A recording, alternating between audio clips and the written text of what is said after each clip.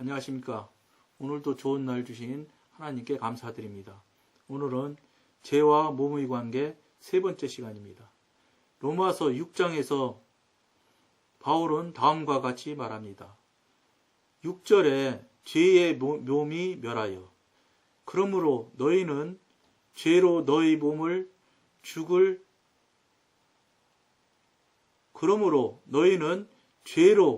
너희 죽을 몸에 왕노릇하지 못하게 하여 몸의 사욕을 순종치 말고 12절 너의 지체를 불의의 병기로 죄에게 드리지 말고 이 말씀은 13절 로마서 7장에서는 하나님께서 바울을 통하여 우리 몸에 대해 다음과 같이 말씀하십니다. 이건 23절 말씀입니다.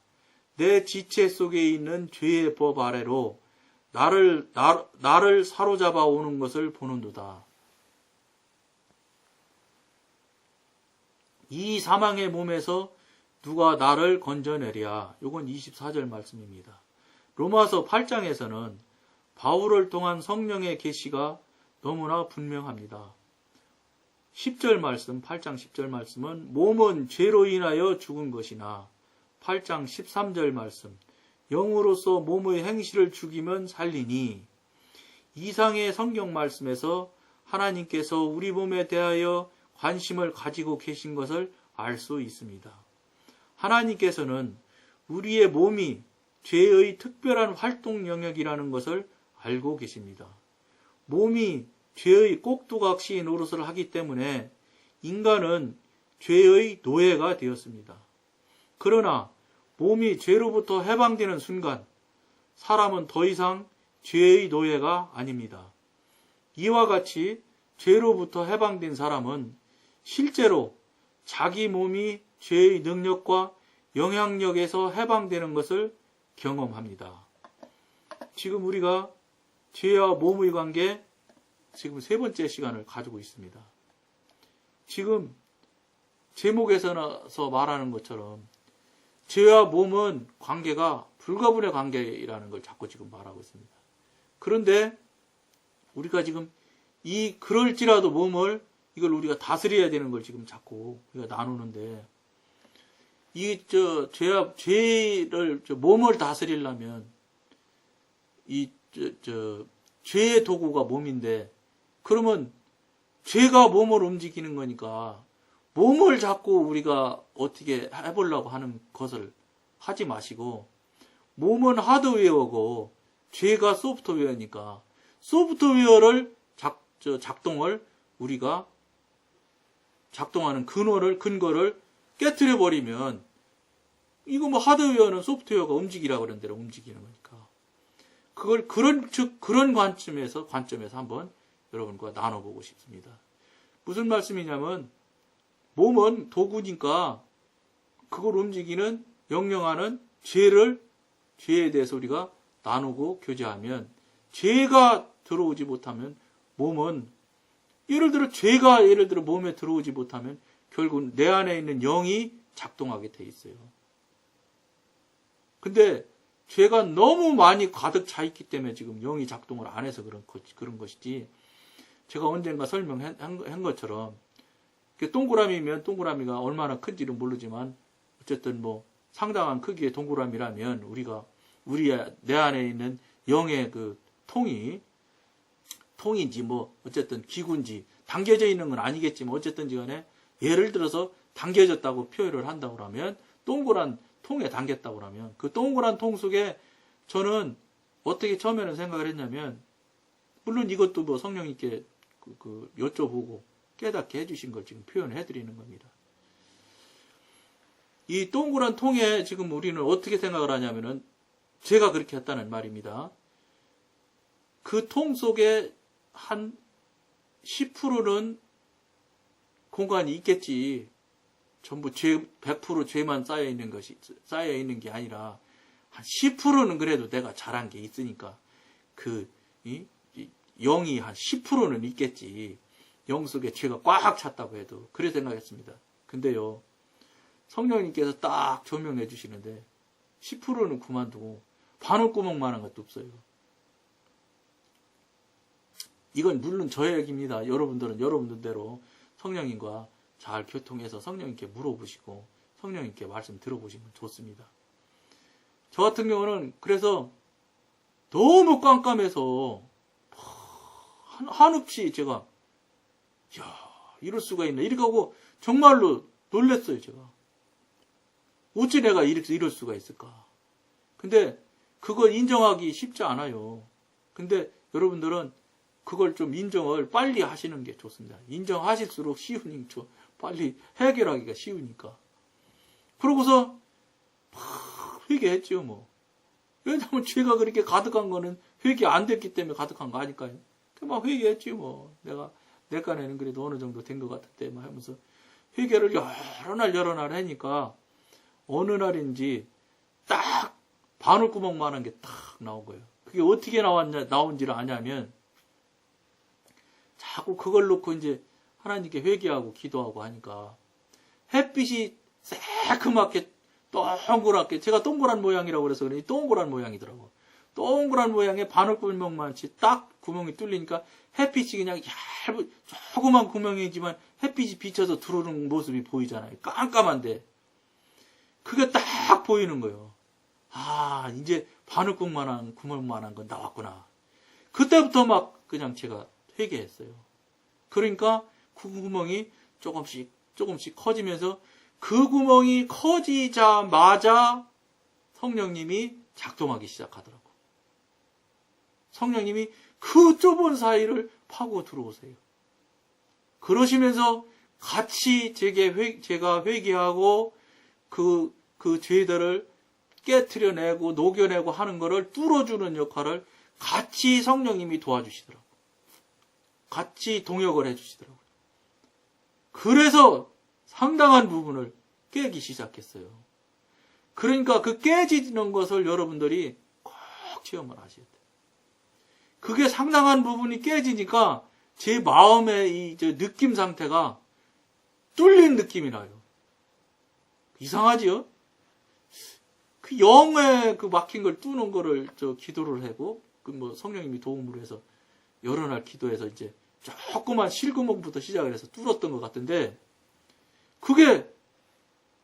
이게 뚫린 느낌이 나더라니까요. 그러니까 이제 힘이 나지요, 막. 더 열심히 기도했지. 그러면서 처리가 차곡차곡 돼 나가더라.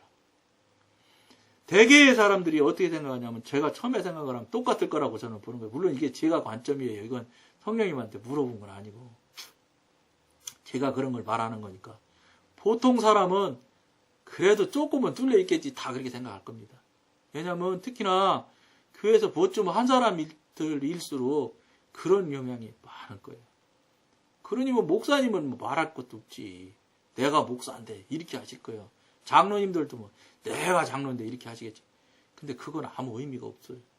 하나님 앞에 목사 장로는 소용없는 거예요. 목사나 그냥 1시간 전에 믿고 하늘나라 붙잡혀 온 거나 500년 믿고 온 목사나 똑같은 거예요. 사람이 볼 때 크고 높고 크고 많고 적고 많고 이렇게 따지는 거지. 하나님은 내가 보면 그렇지 않은 거예요. 왜냐면 하나님이 워낙 광대하신 분이라 그래요. 저는 제가 그렇게 판단하고 생각하는 이유가 그거예요. 하나님이 워낙 광대하셔서 우리가 거기다 어디게 갖다 대겠어요. 그러니까 천국에 갔다 온 사람 어떤 분 간증하는 거 내가 들었는데 그분은 그렇게 간증하더라고요. 그분은 예수님 얼굴을 못 본 건 말할 것도 없고 예수님 얼굴 봤다는 사람 드물잖아요. 근데 그분은 어떻게 했냐면 천국 가는데 그 하나님의 그 권능이 너무 대단한 그 압력으로 누르고 있어서 고개를 들을 수가 없더래요. 무서워서. 두려움에 가득 차서. 계속 고개 땅만 쳐다보고 천국에 왔다 갔다 했다고 간증하는 사람들이 하나 들었어요. 저는 그 말에 동의했어요. 왜냐면 우리 전능하신 하나님의 권능이 감히 우리 따위가 가가지고 목을 빳빳이 쳐들고 돌아다니면서 천국 걸어다니까 아닐 것 같아요. 못할 것 같아 진짜. 제가 생각하기엔 제가 저를 아는데 그 권능 앞에 어디 감히 머리를 들어. 와, 어림도 없을 것 같아. 그런 관점에서 본다고 그러면 우리가 자기 부인을 안 할 수가 없지요. 내가 무엇을 하겠습니까? 내가 할 줄 아는 게 뭐가 있겠습니까? 내가 아는 것이 지식이 얼마나 되겠습니까? 내가 그동안 경험한 게 뭐가 되겠습니까? 내가 좀 한 것이 뭐 했다는 게 뭘 했겠습니까? 이런 자신에 대한 이제 자기 부인이 저절로 흘러나오더라고, 저절로. 자기 부인이 안 흘러나올 수가 없어요. 자기 부인이 안 흘러나오는 게 잘못되는 거예요. 물론 신앙이 어릴 때는 안 되지요. 여러 과정 겪고 가서 이제 자기 부인이 되는 것이지만, 단계가 있어서 부인이 되는 것이지만, 그래도 할 수 있으시면 여러분들 빨리 이 자신 스스로를 빨리 하시면 아주 유력해. 자기 부인하시는 걸 우리 성령님이 되게 좋아하시거든. 그리고 좋아하시게 되는 이유가 자기 부인이 되면 회개가 안 할 수가 없어.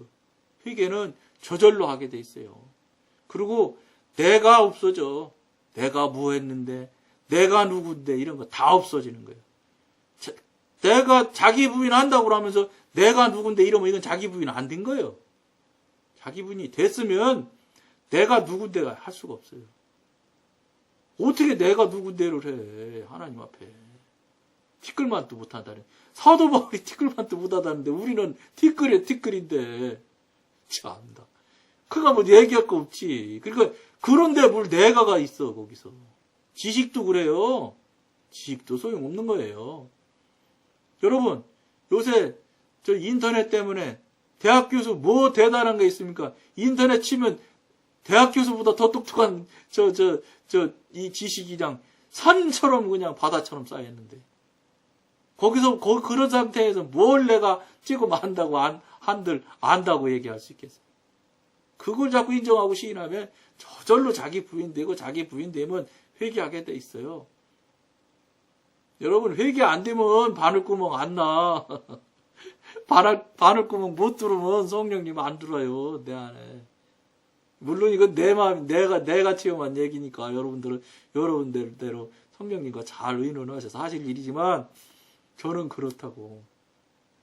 그런데 여러분 바늘구멍 안 내면 어떡할 거예요? 바늘구멍 못 내면 성령님이 내 안에 못 두르는 게 아니라 두를 자리가 없는데 그분은 전능하신 분이라서 우리가 초청하고 모셔드려야지. 모셔드리면서 또 죄송한데 표현이 맞는지 모르는데 애걸 못 걸어야 돼. 구멍 뻥 뚫어놓고 사정하고 붙들고 매달려야 뭔 얘기는 척하고 오시는 분이 성령님이에요. 우리가 뭐 했다고 성령님을 오래라 가래라 해. 그 생각이면은 자기 부인이 쉽게 돼. 그렇게 해서 여러분 빨리 자기 부인 하셔서 기도하고 회개하고 주님과 관계 열고 모든 걸 물어보고 아직도 내가 하시는 분 내가 빨리 없애시고 이렇게 하셔서 빨리 하나님 주님 안으로 쑥 들어가는 여러분들 됐으면 참 좋겠습니다. 오늘은 여기까지만 하겠습니다. 감사합니다.